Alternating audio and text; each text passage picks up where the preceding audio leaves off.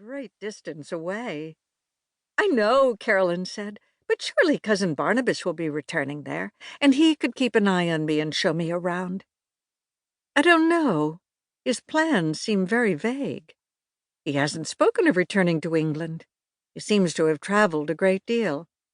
He's been everywhere, Carolyn said with girlish enthusiasm. I think he's the most fascinating man I've ever met. Maggie stared out at the ocean, and a lone small sailing ship with red and white sails veering towards the Collinsport harbor. I know how you feel, she said. There's a quality of mystery about him which gives him appeal. I'm sure Mother and Uncle Roger are impressed by him as well, the green-eyed Carolyn said, clasping her hands around her bent, tanned knees. Of course they won't admit it, especially Uncle Roger. He's so determined to be the important one of the family. Maggie laughed. You're becoming quite a judge of character. Not really, Carolyn said. Uncle Roger is pretty obvious, that's all. I enjoy talking to Barnabas, Maggie admitted. Of course you do, Carolyn said. I've seen you two together. You hang on his every word. Why, he knows so much about Collinwood, about its history and those who lived here in the past. Carolyn sighed. He even resembles that painting of his ancestor in the main hallway.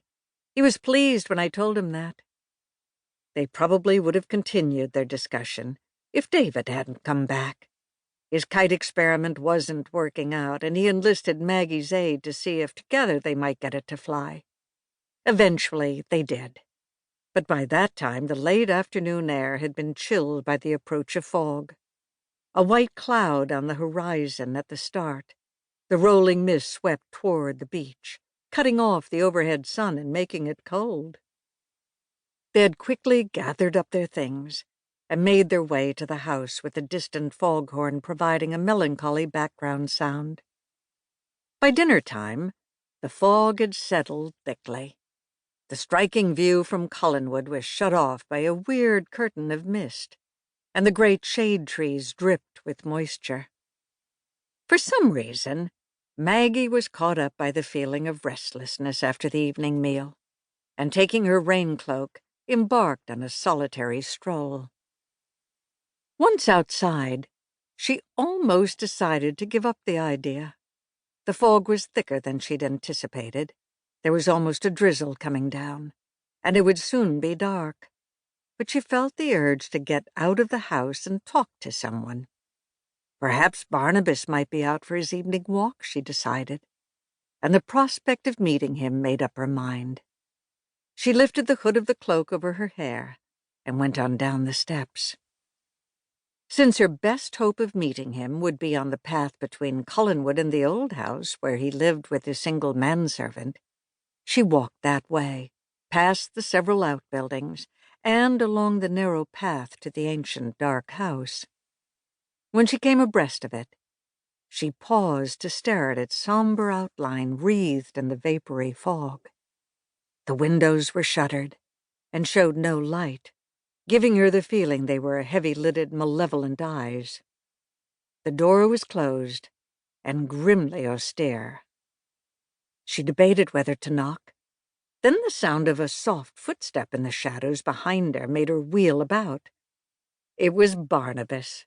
Moisture gleamed on his dark hair and on the silver head of the cane he carried.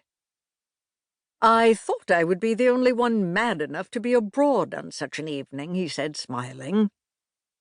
There's an eerie attraction about a night like this, she confessed. Besides, I hoped that we would meet.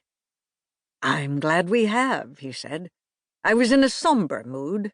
You will be good for me. Elizabeth has warned me not to stray far from the house, Maggie explained. You've heard about the several attacks made on young women during the past few weeks? Yes, he said. I have heard about them, and I can understand why she would be worried. Maggie smiled apologetically. I don't feel nervous, and nothing really awful happened to those other girls. I think their stories may be made up. They all run along the same lines.